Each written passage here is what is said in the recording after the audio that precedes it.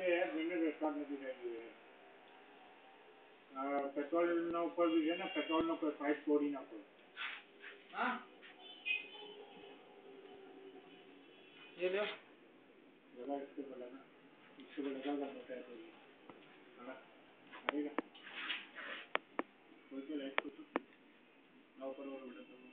हां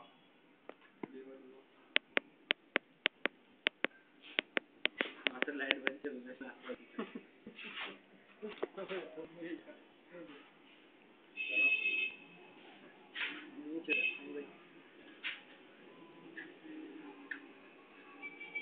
बहुत अंदर है यार तो अपना भी जाएगा सब खोलना पड़ेगा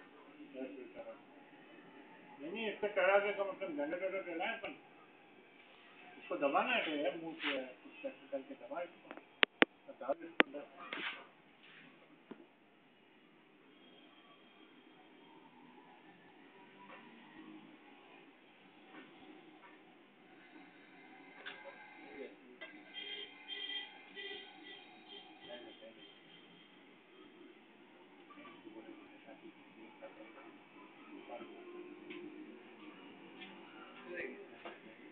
गैस पे नहीं आ रहा गैस पता नहीं कब मारा क्या पेट्रोल का पाइप काटा हुआ है भाई हाँ वापस हरामी बंद થઈ ગયું સાસી આ છે ને જે આપના ઓફિસ માં જવાના બાદ મોટરસાઇકલ તો કોઈ